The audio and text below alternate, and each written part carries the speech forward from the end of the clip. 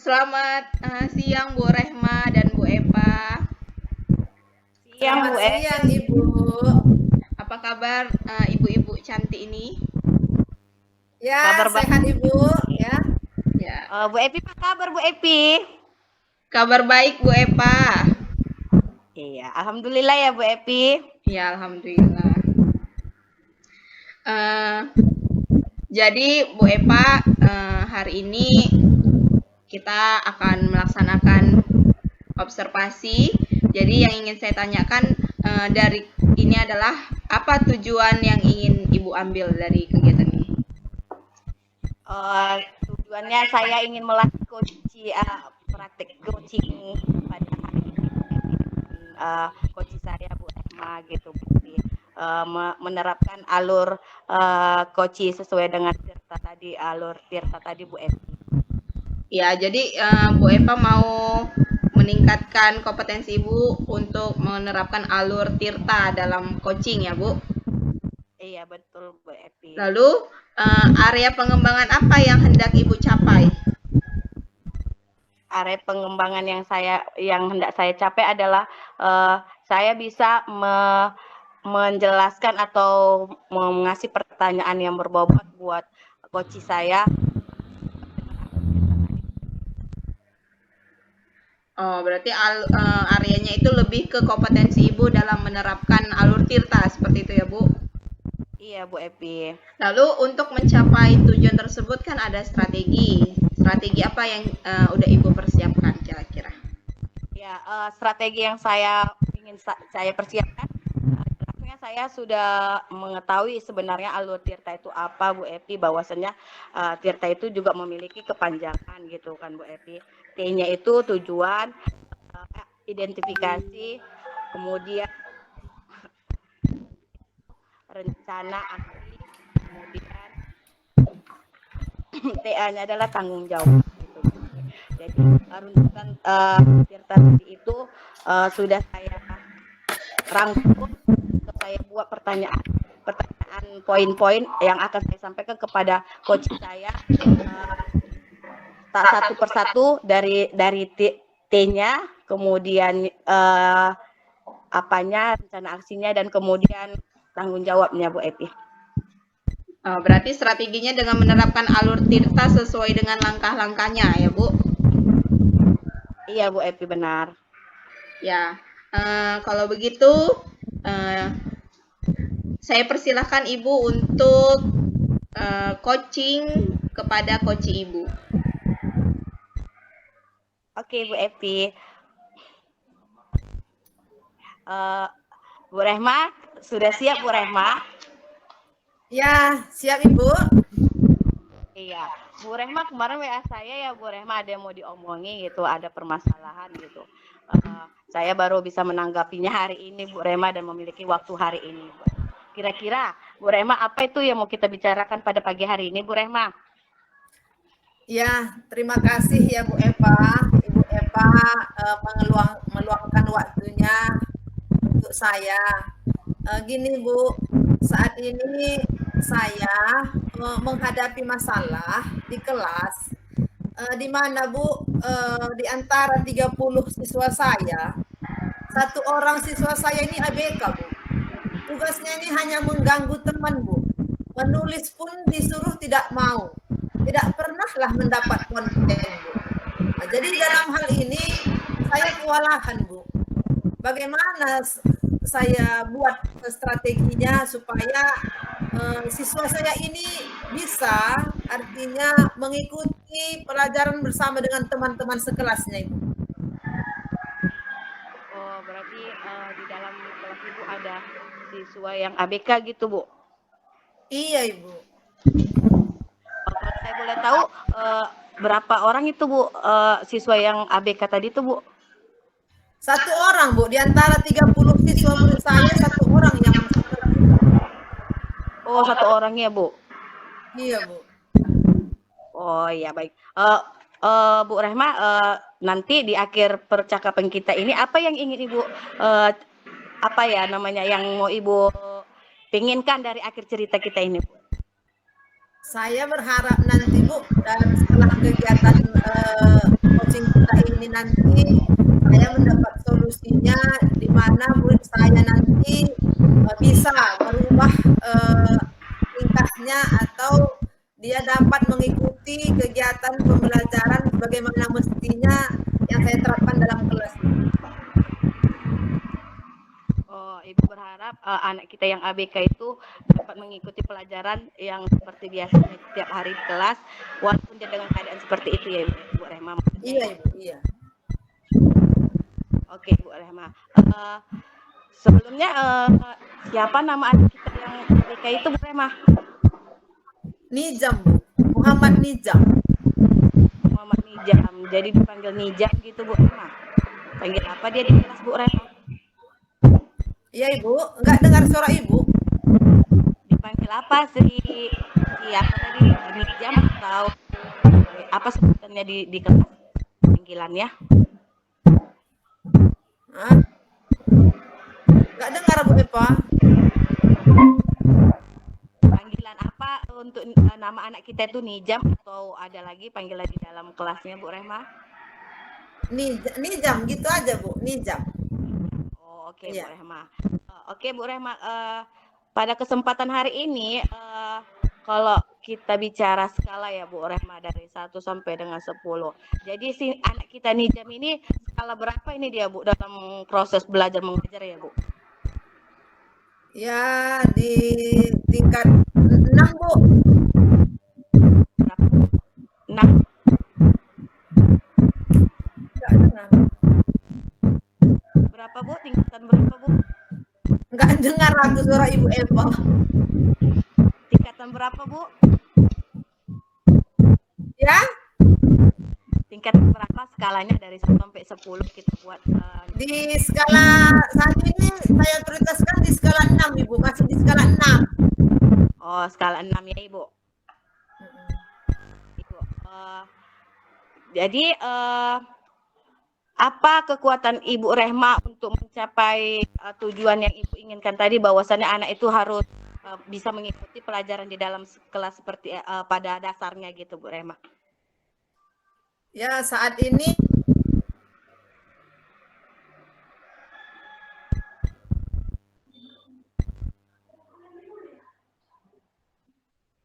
Halo, Bu Rehma. Bu Rehma mungkin sedang bermasalah ya jaringannya.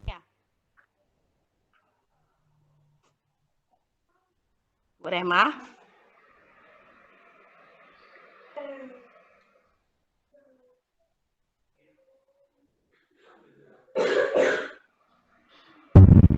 Lapi.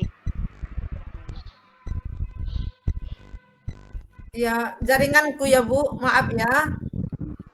Jadi ada juga temannya ini, Bu, belum bisa baca. Walaupun dia ABK yang tugasnya hanya mengganggu temannya yang belajar ke sana kemari, dia sudah bisa membaca, Bu, si Nijam ini. Jadi saat ini saya perlakukan dia sebagai tutor sebaya bagi temannya yang belum bisa membaca. Dan itu pun, Bu, enggak bertahan lama. Kalau di situ hatinya, ya dia mau mengajari temannya itu. Kalau enggak di situ hatinya, dia enggak mau tahu aja, Bu. Pergi dia keluar kelas, pergi dia ke meja kawannya, seperti itu. Jadi dalam hal ini juga saya sudah komunikasi dengan orang tua, dan orang tua menanggapi bahwa anaknya ini anak tunggal, Ibu. Jadi kebiasaan di rumah mungkin ya. Mungkin anak kesayangan seperti itu, suka-suka hati, jadi kebawa ke sekolah. Jadi dalam hal ini orang tua pun kurang tegas, saya bilang seperti itu. Jadi artinya saya komunikasi dengan orang tua Nijam supaya tidak salah asuh nantinya. Mari kita sama-sama kerjasama. Saya bilang seperti itu, Bu. Cuman dalam hal ini belum ada saya lihat perubahan.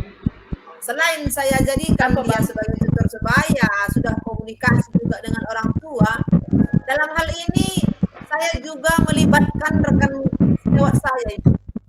Artinya dalam kelas itu kan enggak saya sendiri. Artinya ada guru bidang studi yang masuk.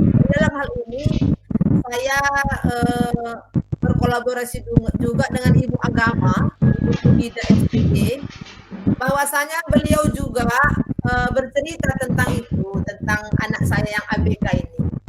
Jadi dalam hal ini, ya seperti saya tanya kemarin, bagaimana usaha Ibu mengatasinya kalau dia keluyuran di luar sana, nggak mau masuk kelas, saya bilang. Jadi Ibu itu bilang, ya saya kasih dia tugas, artinya ditulisnya lah tugas agama lah, seperti itu ya Bu ya. Kemudian kata Ibu itu, saya kasihkan dia nonton video Bu, video anak baik dan anak durhaka, anak yang rajin sama anak yang malas katanya.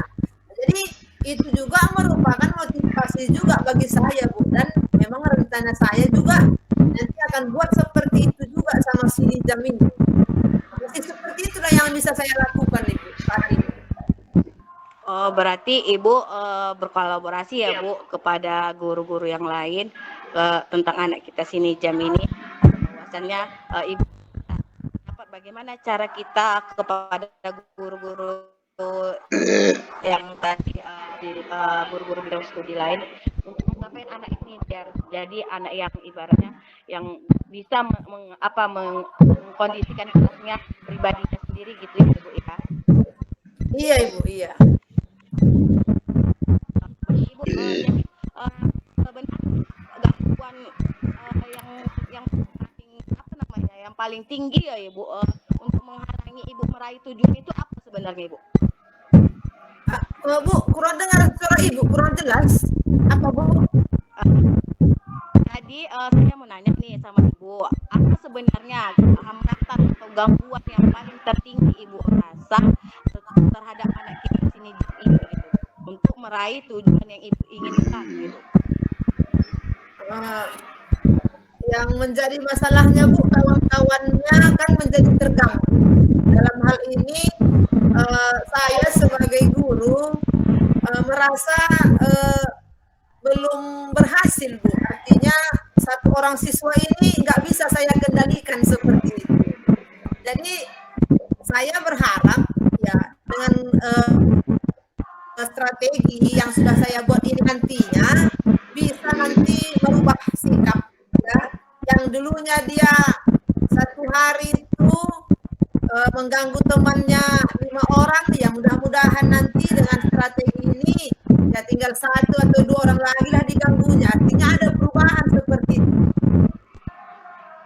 Oke, jadi Ibu dengan strategi yang Ibu berikan terhadap anak kita Nijam itu, Ibu berharap di hari-hari berikutnya Nijam itu tidak mengganggu temannya lagi ya Ibu, mulai dari ibaratnya 1-2 orang sudah diganggunya, lama-lama tidak ada lagi yang mau diganggu Nijam gitu ya Bu. Iya, itu yang saya harapkan Ibu. Iya. Oke Bu, saya boleh tanya Ibu Rehma, apa rencana yang lakukan ke depannya agar Nijam anak kita itu menjadi anak yang maksudnya tidak ini ya, mungkin anak itu aktif, sebenarnya anak itu memiliki keunikan sendiri ya Bu. Jadi saya mau nanya, apa rencana yang paling ke depan yang mau Ibu lakukan ini, yang mau kita lakukan ke depan buat merubah Nijam ini Bu?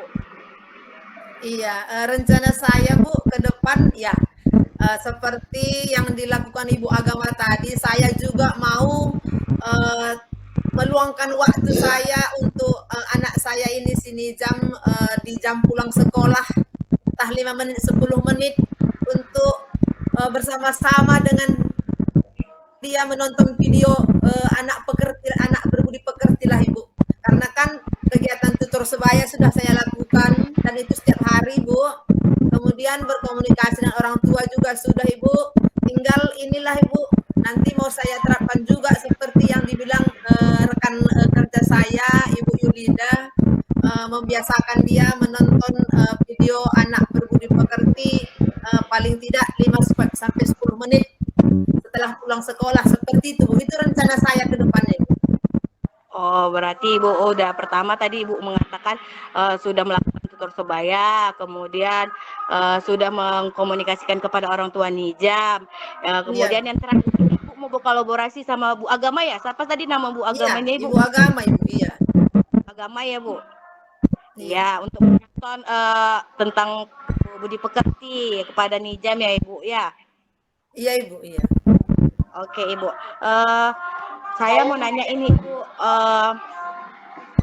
bagaimana jangka waktu yang Ibu ingin perlukan, kalau dibilang berapa lama lah waktu Ibu untuk membuat Nijam dengan strategi Ibu yang Ibu gunakan, butuh berapa lama dalam untuk menerapkan itu Bu? Saya sudah mengambil kesimpulan Ibu. Saya mau kasih waktu 1 bulan Ibu dalam kegiatan menonton video anak pekerti nanti. Saya buat kesimpulan, saya terapkan dalam 1 bulan ke depan Ibu. Jika misalnya tidak ada juga perubahan, mungkin saya akan mencari jalan yang lain lagi atau strategi yang lain lagi Ibu. Seperti itu. Oke Ibu, dalam 1 bulan berikutnya ini ya Ibu, untuk menerapkan strategi Ibu yang ini tadi ya Ibu. Iya Ibu. Oke. Iya, Ibu. Jadi saya mau menanyakan sama Bu Rehma ini, komitmen apa yang dapat Ibu lakukan dalam rencana aksi tadi ini Bu? Ya, tetap meluangkan waktu Bu, tetap sabar ya, tetap berpegang pada tupoksi ya, tidak bosan-bosan. Artinya yang baik kita tanam, yang baik kita terima. Jadi artinya ketika murid itu berhasil, saya juga merasakan kebahagiaan tersendiri. Oke Ibu, semoga apa yang Ibu apa yang ingin Ibu capai terkabul ya Ibu Rehma. Amin ya Bu, amin Ibu. Oke Ibu, pertanyaan terakhir nih dari saya Bu Rehma, bagaimana dengan tindak lanjut dari sesi coaching kita ini Bu? Ya, saya akan terapkan Ibu di kelas ya, dan saya juga akan tanyakan bagi rekan teman pas jawab saya, apabila ada misalnya dalam kelasnya anak seperti ABK seperti yang ada dalam kelas saya akan berbagi dengan rekan sejawat saya Ibu. Seperti itu Ibu. Oke, tidak lupa dengan berkolaborasi ya Ibu dengan guru-guru yang lain ya Ibu ya. Iya Ibu. Iya. Sangat penting ya Ibu dalam satu lingkungan sekolah ya Ibu ya. Iya Ibu. Oke, terima kasih Bu Rehma atas ininya, waktunya udah bisa sharing sama saya. Semoga Bu Rehma bisa membuat strategi yang Ibu inginkan ke depannya tercapai dan berkolaborasi dengan guru yang lain. Semoga lancar ya Bu Rehma. Amin. Terima kasih atas waktunya ya Bu Eva. Terima kasih atas masukannya. Oke Bu Rehma, saya tutup pembicaraan kita ya Bu Rehma. Iya Ibu, terima kasih ya Bu. Iya, selamat siang Bu Rehma. Selamat siang Ibu. Selamat siang semuanya. Selamat siang Bu Epa, Bu Rehma. Siang Ibu. Bagaimana perasaannya Bu Rehma setelah proses coaching tadi? Iya Bu, setelah melaksanakan kegiatan coaching tadi dengan Ibu Eva, saya merasa lega Ibu. Artinya beban yang selama ini yang ada dalam pikiran saya, dengan adanya waktu Ibu Eva menangani saya dengan masalah ini, saya merasa lega lah Ibu. Berarti sudah lega ya Bu, sudah tahu Iya, Ibu. solusi dari permasalahan Ibu ya? Iya Ibu. Ya Ibu. Semoga Ibu bisa menjalankan program Ibu dan mendapatkan apa yang Ibu harapkan. Amin Ibu, terima kasih. Ya, saya ke Bu Epa ya Bu Rehma. Bu Epa, bagaimana kabarnya Bu Epa? Baik Bu Epi, saya merasa bersyukur ada coach saya sharing-sharing di dalam diskusi ini dengan Ibu Rehma tadi Bu Epi. Ya, jadi perasaannya bagaimana Bu setelah menjalankan proses coaching ini dengan Alur Tirta? Bahagia, senang, saling tukar pikiran, mungkin merasa percayai gitu ya Bu Epi. Ya, lalu rencana tindak lanjut apa yang akan Ibu lakukan dari proses coaching hari ini Bu? tindak lanjut yang saya lakukan adalah untuk apa ya Bu, untuk menerapkan kehadiran penuh pada diri saya selagi saya bercoaching dengan Bu Rehma tadi. Saya akan untuk kehadiran penuh saya itu saya mau terapkan gitu Bu, fokus apa yang dibicarakan dari coach dan apa namanya Bu Epi, kita itu saling terbuka gitu, jadi tidak ada keseganan apa masalah yang dihadapi oleh coach dan begitu juga dengan saya untuk pertanyaan-pertanyaan yang berbobot gitu Bu Epi. Itulah yang mau saya tindak lanjuti caranya gitu. Ya, jadi yang Ibu ingin lakukan adalah membuat kehadiran penuh, yaitu tetap fokus kepada coach, seperti itu ya Bu. Lalu dari aktivitas hari ini, apa kira-kira aktivitas pengembangan yang akan Ibu lakukan ke depannya?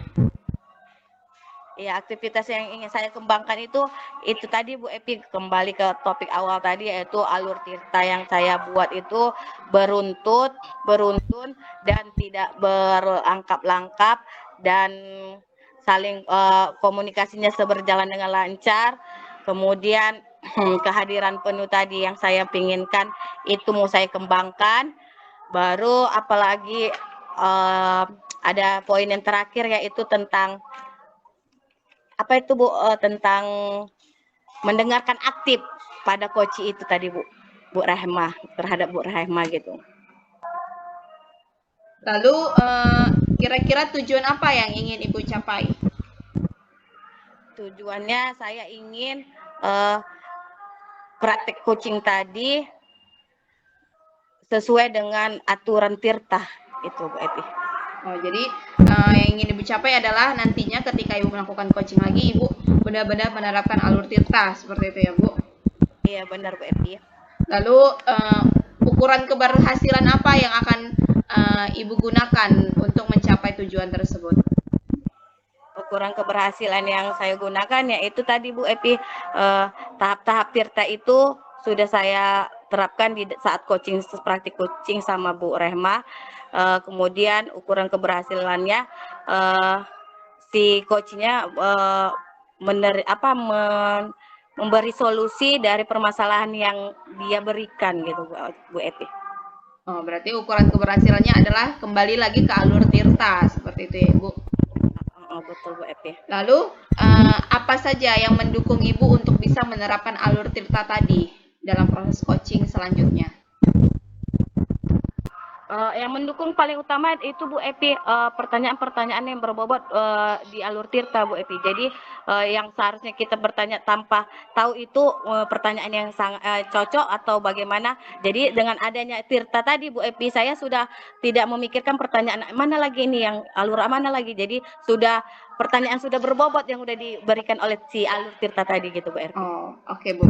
Lalu jangka waktu berapa lama kira-kira Ibu bisa menerapkan alur tirta itu benar-benar 100% dalam proses coaching Ibu ke depannya? Saya akan mencoba sebulan ke depan ini Bu Epi, agar saya tidak melihat-lihat lagi apa ya pertanyaan tentang alur tirta itu Bu Epi, udah di benak saya alur tirta ini pertanyaannya, yang untuk T-nya, untuk ininya, untuk rencananya, tindak lanjutnya dan tanggung jawabnya sudah ada di kepala saya Bu Epi gitu. Ya, baik Bu. Berarti waktunya adalah sekitar 1 bulan Ibu terus menerapkan coaching agar nanti kiranya ketika proses coaching Ibu tidak perlu lagi mengingat-ingat, karena itu udah menjadi sesuatu hal yang biasa. Jadi pertanyaan itu udah terstruktur seperti itu ya Bu. Benar Bu Epi. Ya. Semoga Bu Epa bisa menerapkan alur tirta dalam proses coaching selanjutnya. Saya ucapkan selamat siang kepada Bu Epa dan Bu Rehma. Siang Bu Epi.